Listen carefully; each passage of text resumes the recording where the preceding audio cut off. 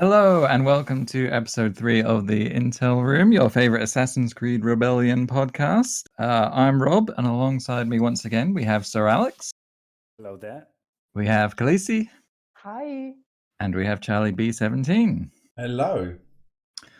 So we are closing in on Christmas here pretty soon. We've got time for one more episode before the break.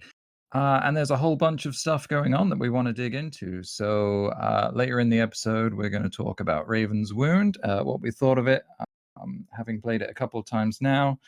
We're also going to talk about Animus Bounties since they got updated and what we think about that change. But first, the hot topic of the community right now has to be the introduction of one Evie Frye. We learned about this a couple of days ago as of recording. So I am eager to know what you guys thought. Learning that it was Evie, were you surprised? Were you expecting it? And how you feel about it. So why don't we start with Khalessi? What did you think when we found out it was Evie? I was actually really excited. Unfortunately, I didn't really play the original Assassin's Creed Syndicate, but I've heard about the character a lot, and she was in very high demand from the community. So it was a really nice surprise. I really liked that she's being added to Rebellion. And I absolutely love her design. She's gorgeous. Yeah. How about you, SirAlex? What did you think learning it was Evie? I didn't really like Syndicate as a game, so it was one of my least favorites. But I can say that like Evie was one of the few things I liked. So yeah, pretty excited. Actually, it's like Christmas, end of the year, last meaningful event of the year. So I really hope for someone actually meaningful. And well, she definitely is. So I'm happy. Looking forward to it. Cool. And Charlie, how about you? Yeah, I was generally shocked with it being like a mega echoes through the Animus. I thought it was going to be not someone that could have their own kind of event in my eyes. So I was gobsmacked it was Evie. I love the design of the character. I love the build of the character. I'm just like not being able to assassinate was a little bit of a bugbear for me. But all in all, yeah, I'm obviously glad she's come into the game being British. It's always nice to have like a Assassin's Creed, Syndicate hero enter the game, and she was awesome. So yeah, I was megally surprised because I thought that it'd be just perfect to introduce a new event with her and Jacob, because obviously the Odyssey heroes have got it, the Origin heroes have got it, Edward's got it, but they didn't. So yeah, it could be something added in the future. But yeah, I'm looking forward to it. She looks absolutely fantastic, like absolutely amazing, and a lot of the community are happy about it. So yeah, buzzing for it. Yeah, I'm with you. I was actually really excited because when they put out the silhouette, it was a super blurry silhouette. We didn't have a clue this time.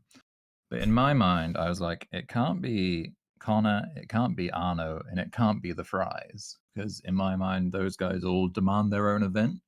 So I was really surprised that they introduced Evie, like you say, putting her in Echoes through the Animus. I really thought there would be a Syndicate-based event. Maybe there still will be. I know some people are holding out hope, but I don't know. SirAlex, were you surprised that she came with Echoes rather than a Syndicate-based event? Yeah, absolutely. I totally ruled it off. Oh, SirAlex is Left the building. Oh, he's back. He's back. Carry on, my man.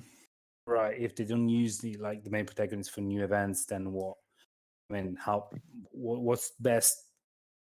I think I need to restart now. I'm not sure what happened. You'll cut it off eventually, okay? That's okay. You do your thing. I'll move over to Khalessi. Were you surprised that, like I say, Evie coming in Echoes and not a Syndicate event? Well, yeah. I was hoping to have a new event for her. She is a very important character overall in Assassin's Creed. So, and comes along with Jacob. So yeah, it was kind of an ideal opportunity for a new event. and plus the speculations of the community kind of take you in all sorts of directions. Hmm. But looking at the image, it was really, really blurry, but you could somehow see it might be a girl under there. But yeah, I really did expect her to come with her own event. That would have been great. And what do you think, Charlie? Are you worried going forwards that if we've got a main game hero that doesn't command their own event, are you worried this is a pattern we'll see going forwards? Yeah, possibly. As I said, all the other heroes in the game, the Eivors, Bayek, and then obviously introducing Aya at a later stage, have all got obviously events that are based on the games that they're from. So I just didn't know why they didn't just end the year with a bang, release a syndicate, syndicate event. It would have just been so nice. You could have had obviously Evie that's been released already. You could have put Jacob in a cube. No, I'm only joking. I'm only joking. But I'd be fine with that. Yeah, but you could, you know what I mean? You could have just ended the year with a bang, and it would have been really nice to have a new event. It is obviously something they can implement like next year. They could do a syndicate event and then move Evie over to the event. There's no harm in that. I mean, Mary Reed originally came in the Echoes through the Animus because obviously there was a bug with Dead Man's Gold. So it's not unheard of moving a hero from, one event just to obviously suit how it is. But yeah, I suppose Christmas Eve, the event Evie it's a Christmas Evie, isn't it? So it's it's nice. But yeah, I do wish she had her own event, to be fair to you. And I hope that this isn't a precedent for obviously throwing someone like Arno or Connor just into a random event instead of actually, it's a good excuse to give the game some content. Like, it's easy content. You've got the base game there already. You just make a short and little story of it. It's not hard. No, I guess I they agree didn't have fully. anything ready for it, so they just couldn't do that. But they didn't want to. Like, they wanted someone to close the year with a bang. So you needed someone meaningful, someone people would actually be hyped for, and who more than a protagonist? I mean, what I'm worried about is like that the syndicate event might feature like Jacob as the main one and not Evie. Like, really? Okay, that doesn't make any sense. I mean, Jacob is like, well, he's a prick, so we all know that. But I mean, how can you put like Jacob as the main character and not, I mean, a long Heavy at the very least? Like, no one likes Jacob really. Well, I've seen some nice So- theories around the community where maybe, they want us to play with Evie in that event and have Jacob as a reward hero. There's obviously a bunch of other syndicate heroes they could throw in if that Okay. happens down the That line. would be nice too. Yeah. Oh, that's interesting. Yeah, That's no, a I didn't good read theory. that. Yeah. So, actually be pretty cool. Alex just won't play the event because he doesn't want to I save won't. Jacob. No, I don't care. I don't care. If I have Evie by then fuck it. I don't need to play the game. He's like, I'm only going to GM4. I'm not fucking saving. Oh, sorry, I'm not saving Jacob. So yeah. Yeah, totally. Jack And, the Ripper, we you just can got have a him. cube. We got like we got a hero with dual protagonists, like male and female. So you kind of think that if they ever wanted to go for a cube again or a dual protagonist event again, then Syndicate was the obvious one.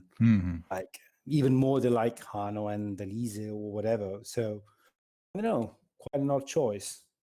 But on the other hand, I'm glad we get someone that we all recognize, we all know, and we all look forward to, compared to a light Natakas or whatever it's called. Yeah, for sure. Yeah, I think if you'd have polled the community, Evie would definitely been, number 1 or number 2 on that list. And then we got the skill set as well, revealed yesterday, and it looks like a pretty nice toolkit. For those that haven't seen it yet, she will be rolling with Stealth Master, Free Running Expert, Lock Picking Adept, Throwing Knives, and a brand new skill called Spike Assist, which is throwing a handful of spikes at enemies in a line, weakening them and causing them to bleed, which is the 2-charge ability. So what do we think of the toolkit? Khalessi, are you excited by this loadout? Yes, I am. I know that Charlie is going to love the 2 charges on the spike assist. That's awful. Well, it's an interesting combination of skills. I like that. I think she's going to be very useful. And it's going to be fun playing with her. So I'm very curious to see the new skill, handful Hmm. of spikes. So that's going to be fun to see as an animation. Um, Were you getting Aya vibes from Evie? yeah, a lot. I mean, there are things that they share. They both have the highest dexterity stat in the game. Mm-hmm. Both have what 460 dexterity. Yeah, a lot of Aya vibes, and I like Aya as a hero too, also. So I think it's going to be interesting. She's going to be a hammer wielder. This is not something that's very well taken in the community from what I can see. I wonder why. Well, I can understand, but actually I do like um I'm not going to say I like hammer wielders overall, but I don't think it's a bad addition. That makes her also a good fighter. So I really would like to see what it looks like Mhm. in missions. Yeah. It's interesting how the hammer has become this kind of we don't have a category for you weapon kind of So category. just gonna hammer. Yeah. Yeah, they obviously base it on the animation and they like the way it looks, and they're kind of basing her cane sword, the obsidian lion, on, you know, the fact that she's bonking people over the head with the blunt end rather Yeah. than I didn't stabbing people say with a that. sharp end. But then, That you know, sounds so bad.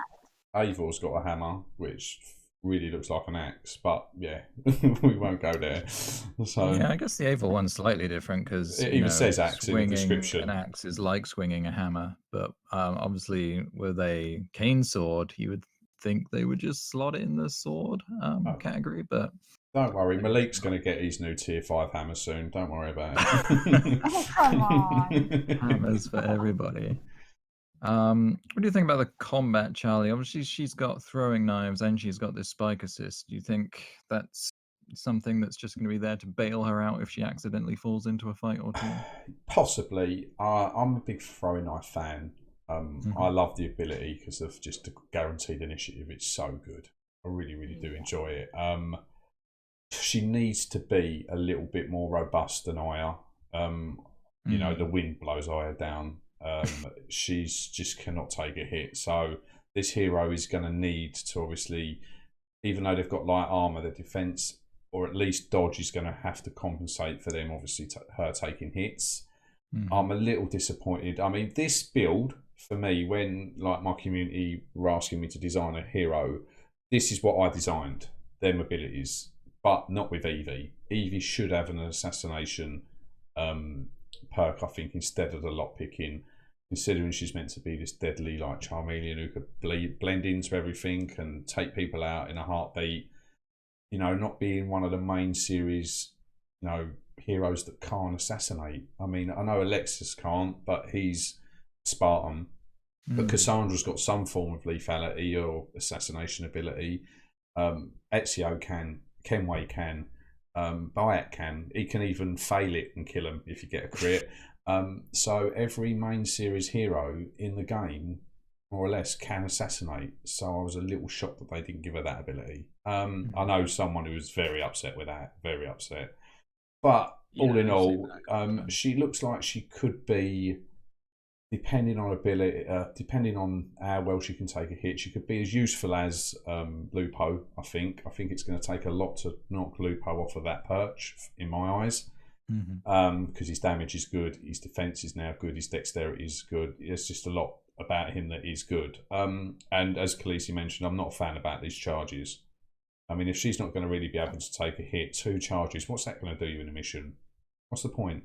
Yeah, When you that's why I can't think like it's there assassinate if you someone. maybe fail a stealth check and, you Yeah. know, suddenly you're facing 1 or 2 guys, maybe you blow those couple charges and try and take down, you know, a couple of opponents. But I don't think you're going to be going into a lot of head-up fights Yeah. in the hopes of taking everybody down. But we'll see, I guess. SirAlex, what do you think of this skill set?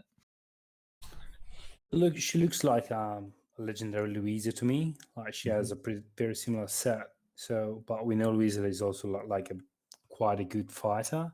So we have to see about that. The stats for like dexterity seem pretty high. So she could be good. I was surprised she didn't get the assassination, honestly. But I think she could be actually pretty good. And it's I like lockpick. And if I usually prefer like disarm over lockpick, or both of them. I mean like Lupo. But if the agility is high enough, then she can just jump the traps, and don't need to disarm. And so yeah, we'll see. I'm not a fan of the hammer, to be honest, because it's like Evie is very elegant to me. It's very classy. She's like British, whatever. So she's very, and then you see her with a hammer until you max her out and craft the T5 weapon. I know it's a temporary thing. It just doesn't look so good to me. So yeah, hope to max her out soon-ish so I can equip her with her own weapon.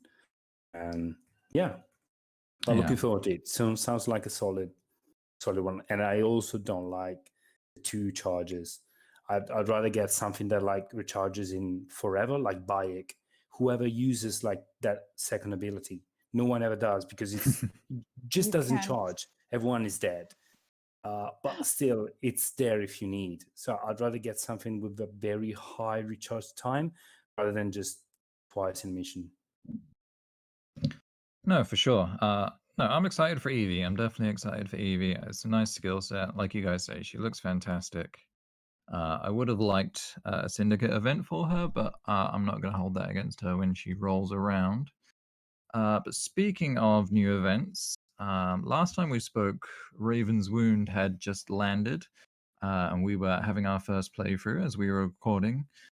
We've since had a second event of Raven's Wound, and in fact, there's another one right around the corner. So I thought I would take the opportunity to get your guys' thoughts on what you thought on the event. Anything from the visuals, how it looks, to how it plays, and kind of the layout of the missions. Anything you want to throw at me, really. So Charlie, what did you think of the Raven's Wound as an event? I enjoyed it. I thought it looked beautiful, to be fair to you. Hero lineup for me is not the best. If you didn't have Alexis in that, you're going to have a very... I know I'm talking ACR Alexius, not Odyssey Alexius. Go on. Okay, nobody can deny what a beast he was getting through GM5. True. Like, you stun the first person, the other one comes running over, they're dead with a Spartan kick. I would have probably liked to have traded out possibly Darius for Lupo and then Musa for Luciano. I think that probably would have made a bit more of a balance to it. Because Malik hasn't got a T5 weapon, and it was nice to see him in an event, but when you're trying to run Grandmasters, he's not really going to help you out. You know what I mean? It's too... He just doesn't have the damage output. But in all, it looked beautiful. It really did look beautiful. The Easter eggs with the cats was quite a nice little touch. I enjoyed that. It's always nice when they put something like that in the game. And a little twist to the storyline at the end. I did not expect us to get done over because Abel couldn't finish her dinner. And yeah, it looks like it's paving the way. They did tease that there was obviously going to be more Valhalla content. So it looks like that story could drag on. But all in all, I thought it was a great event. Really, really enjoyed it. I just would have liked to have tweaked the heroes a little bit more. Sure. What about you, SirAlex? Did you enjoy the Raven's Wound? Yeah, I think it looked great, to be honest. Probably the best looking event so far. I really like the visuals because I like that type of landscapes. So I really love that. And there was like the mission with all the fires and all of that. It was really, really cool. I'm probably too grumpy to care about cats, but people like them, so fine. And yeah, I agree with Charlie that like the roster was okay, mainly because it was like Alexius in there.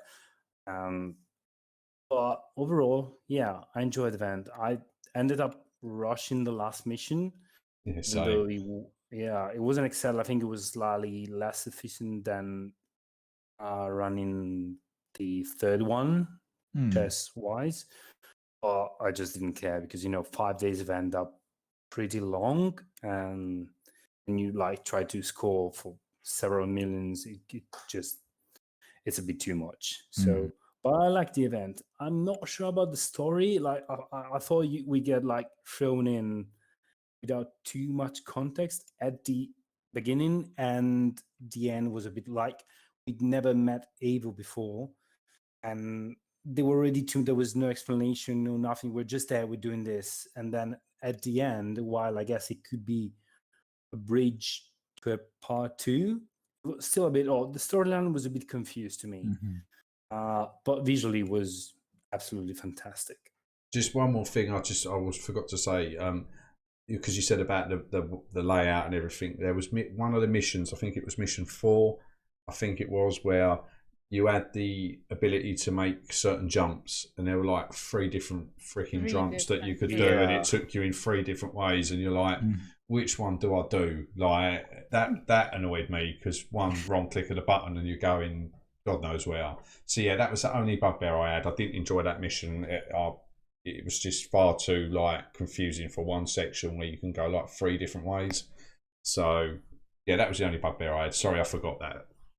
No, it's all good. Yeah, it was an unusually kind of short 5th mission. It felt like there were only 6 or 7 rooms. I guess we got accustomed to mission 5 of events being quite long and winding, and this one felt very short and combat-y and no chests, I guess. But Khalessi, what did you think about the playing through the 5 missions? Well, yeah, also, I love the visuals. The whole event is really beautiful. I adored the kitties.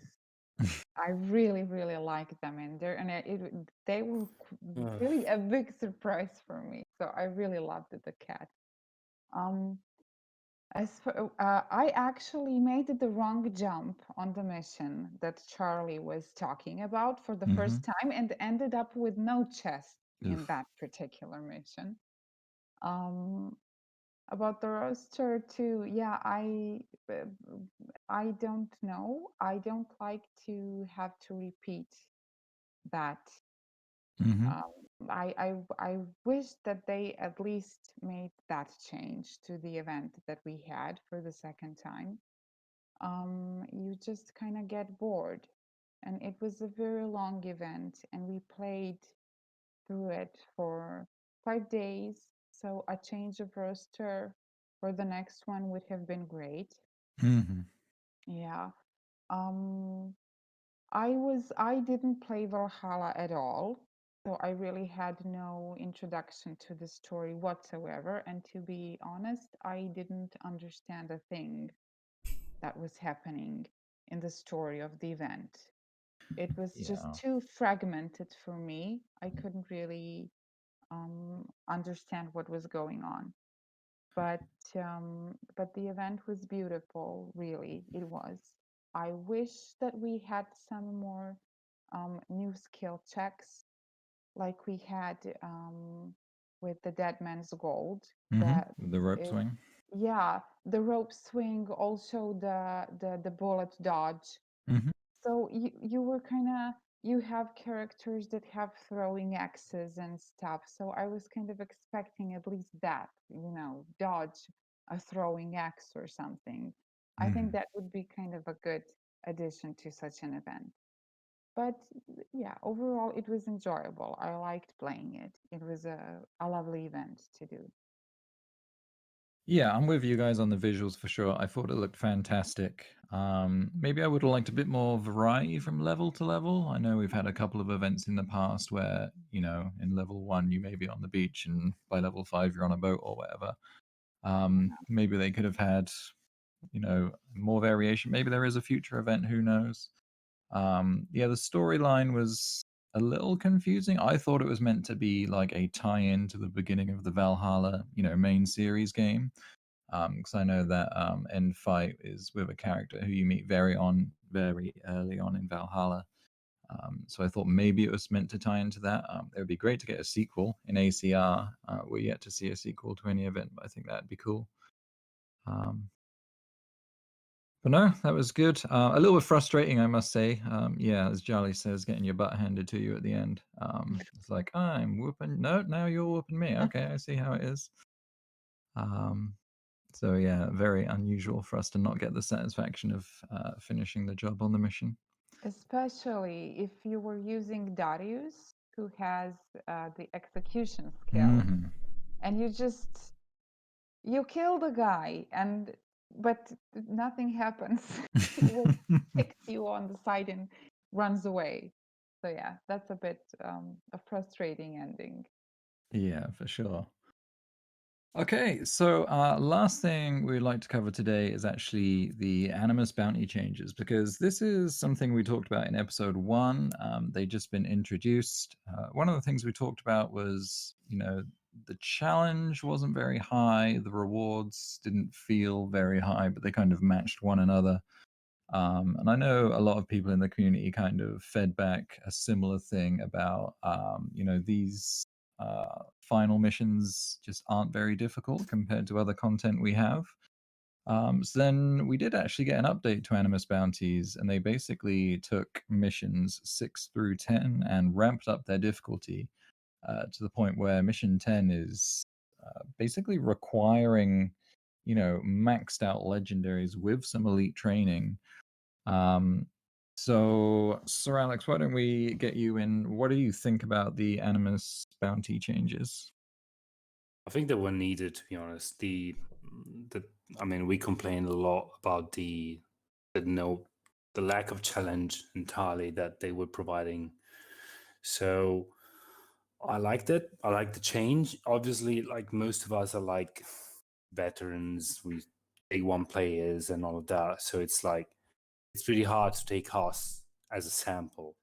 I mean, we were able to do them full auto before, and we kinda can do now most of the times, though not as easily. Like we can definitely see 1 or 2 heroes that could possibly die if you don't heal them up or in the last mission.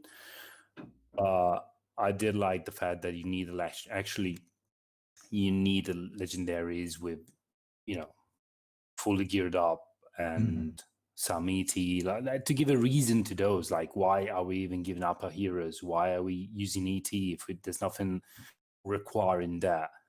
So I did like it.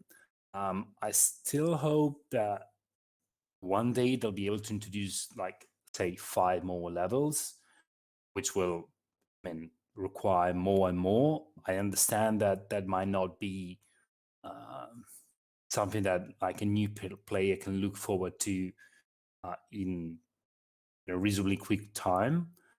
I think it would be cool. I think having like the risk of like actually failing a mission after such a long time would be very cool. So I still hope they're expanding on that, and because rewards also should scale with that. So getting something maybe a bit more valuable with higher difficulties, maybe not Helix, because that's another topic. But yeah, everything else, sure. Yeah, Charlie, how I know you had strong feelings about the difficulty increasing, but not the rewards. Yeah, I was just a little salty. I was just sitting there plodding along, going through my Helix Rift one, and all of a sudden I can't do the last one because my AoE hero isn't got enough extra training in him or elite training. And I was like, really? It's like, I've been level 50 for ages. Like, I was just like, oh, whatever. So I just didn't play it. Yeah, obviously, I think possibly I've got a ET Rodrigo, or at least GLMO, however you pronounce his name, to get there. And they did increase the rewards. That's just, I'm all up for making a challenge, but you've just made content harder for me to do and take up more of my time, and you're not giving me anything extra for it. And I was like, it's a bit stupid. Like, if you're going to increase the difficulty, then increase the rewards. Like, even if it was 5 extra Helix credits, just bang that on. At least it's an increase. So, yeah, that was my bugbear. It's like, I now can't do the last mission because you've upped the difficulty. And even if I could do it, I'm only going to get what I was getting before you bumped it up. So that jarred me. That did get on my nerves. So, yeah. But apart from that, I've not really. They're a good addition, as I said. As SirAlex said, I think it would be good if they could implement like few more for like a different way of doing it as well, so that you could possibly they could do like an Animus Bounty event where if you can get to a certain point, you can get a rare material or something like that. But obviously, really increase the difficulty and make it, as SirAlex said, like the fear of losing out and then possibly having to spend your credits or figure out and just think of what team you've got to take in rather than just hit, Dominigo ability, give yourself initiative, attack, defense, and just wipe the floor with everyone. So yeah, that would be nice. Yeah, I think if they did something like that, it'd be really nice for the community, because the only time you're really worried about losing a hero in any game is just basically for echoes through the Animus, when you've got like Alma Lim and God knows who else as the last one on GM5. Like that's probably the hardest mission I find in the game, just purely because of the heroes. So it'd be nice if they adapted that and just made it like, right, take these heroes in, you've got to figure out how you're going to get through this, and if you do, there's a nice reward for you. Yeah, I'd like to see more variety for sure.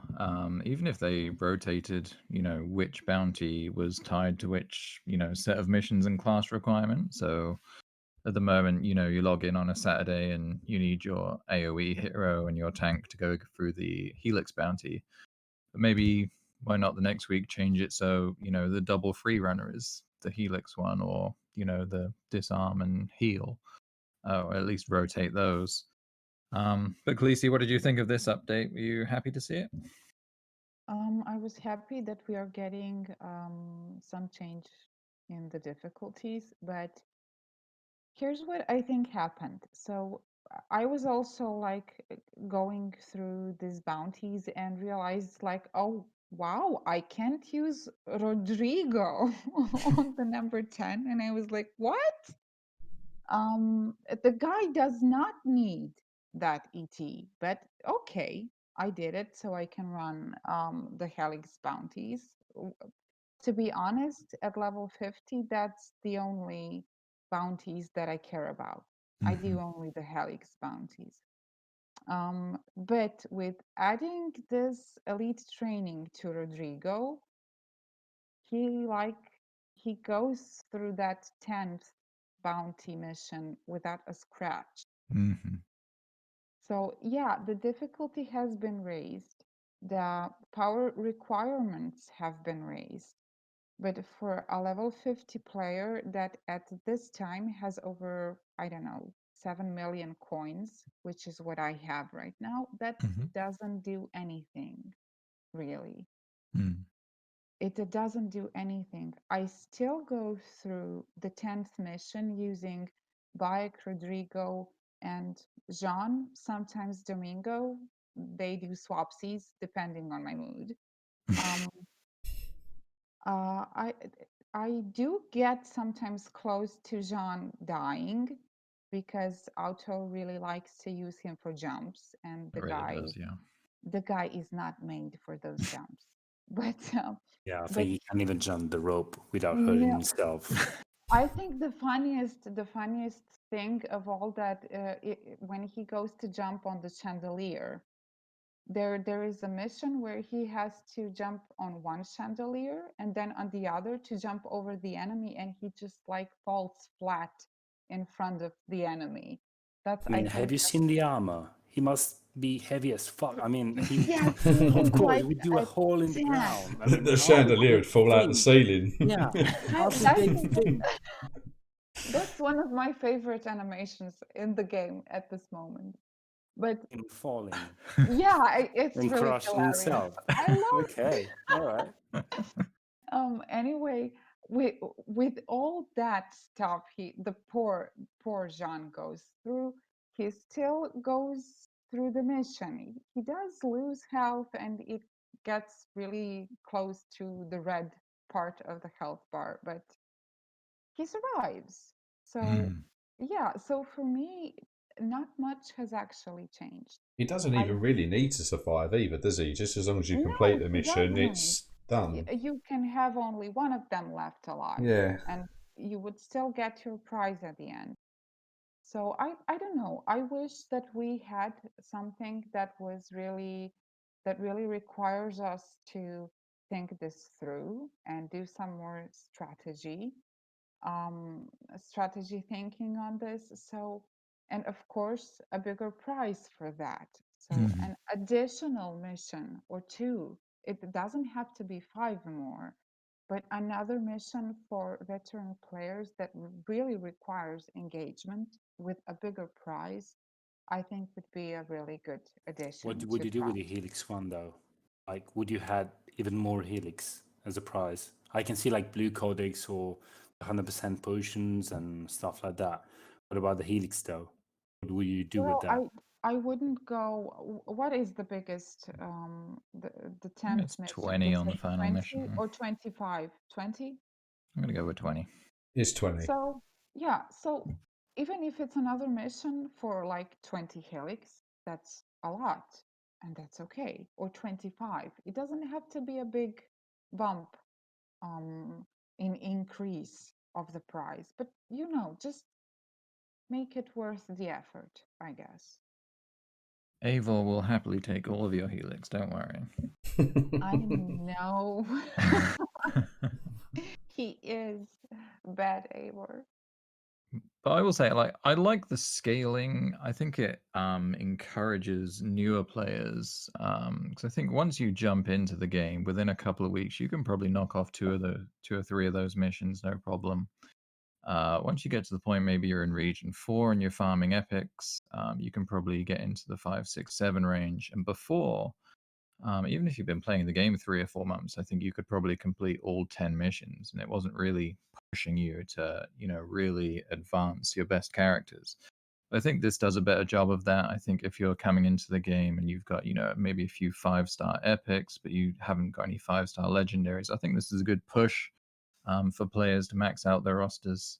Obviously, for players like us, I'm still hitting auto on that, but that is what it is. I think that. Oh, go ahead. Sorry, a side note on that. I do have a second account that is right now level 42. So far, I have been able to play up to maybe 6 bounty missions. I did focus more on codex and also health potion missions for these. Um, it's okay. I think the prices are still a bit too low. Like you get just a couple of one-page codexes for the first couple of missions. That really doesn't help you a lot.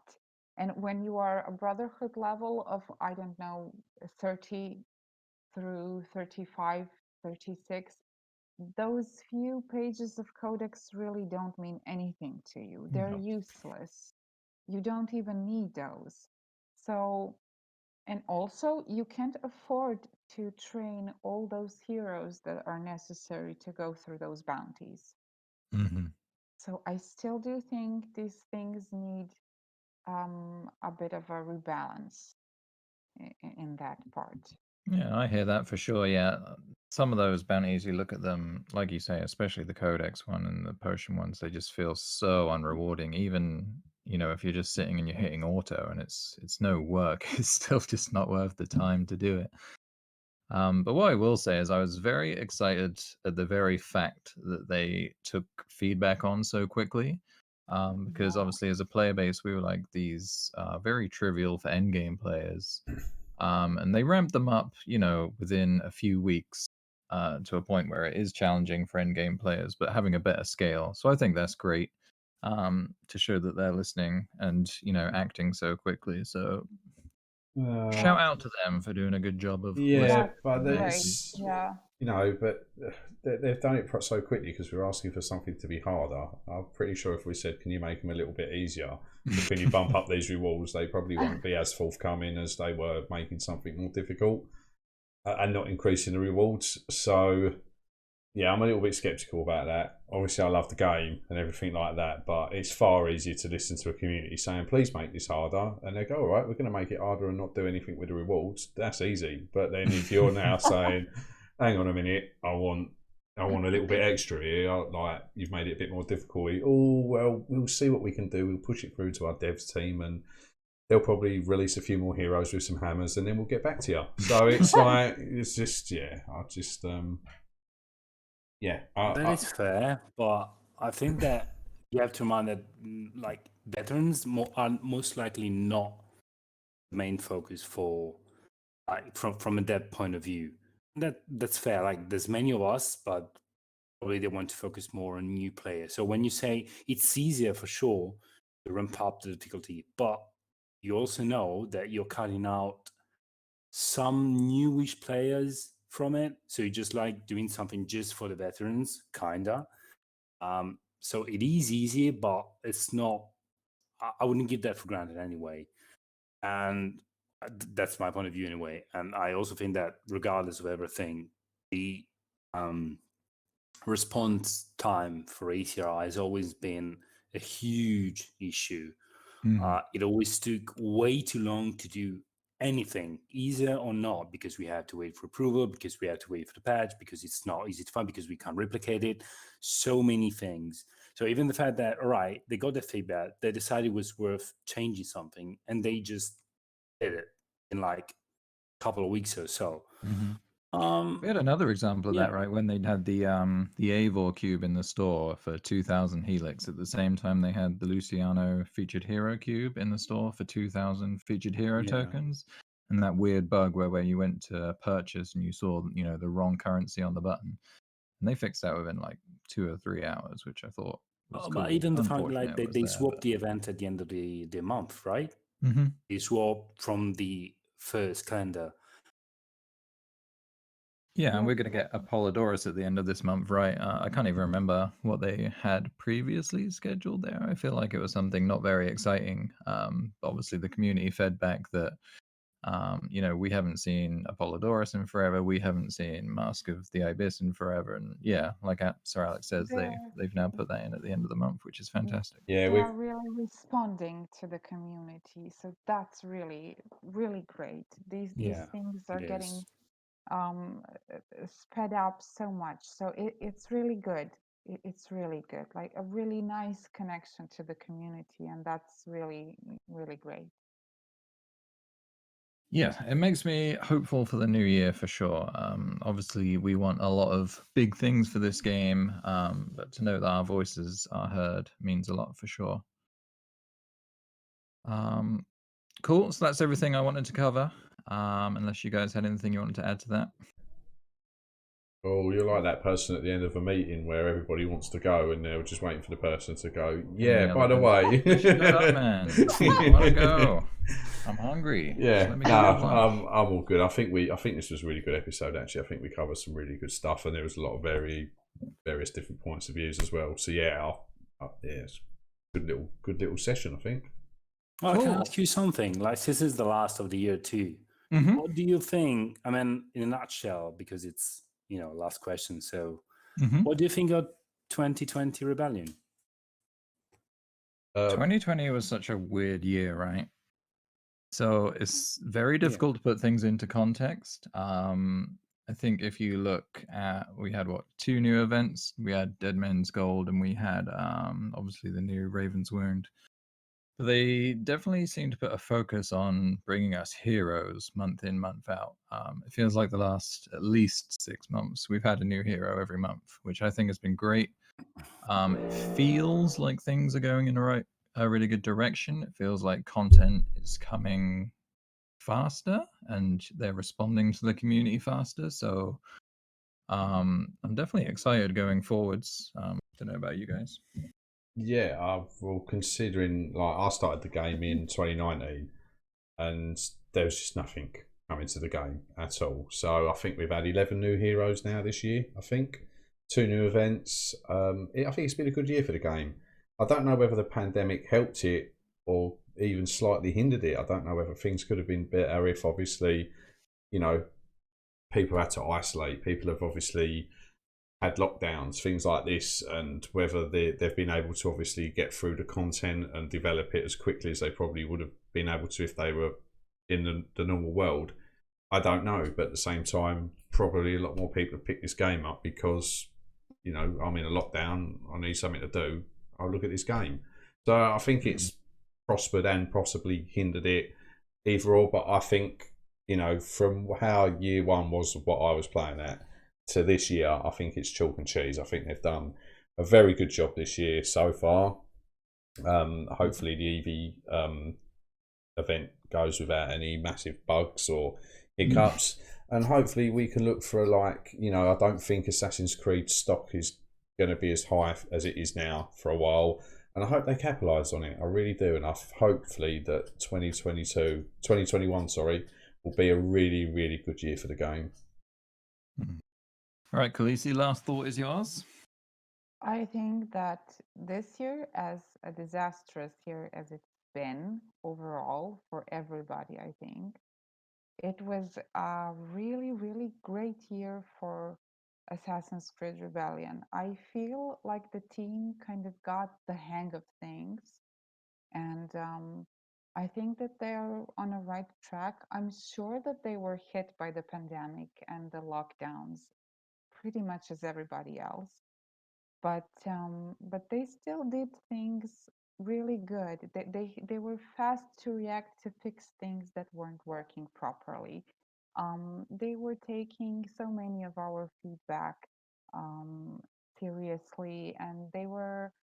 I just feel that this year was really, really good compared to the last year. I did also join, I think, in April last year, and did really reach a wall where there was really nothing to do in the game. And this year has been very, very productive for the game and for the community. So I think that that it can be better. It can really go even better than this. Yeah, I think it like was a good 1 year ago, I thought that the game couldn't be alive in spring.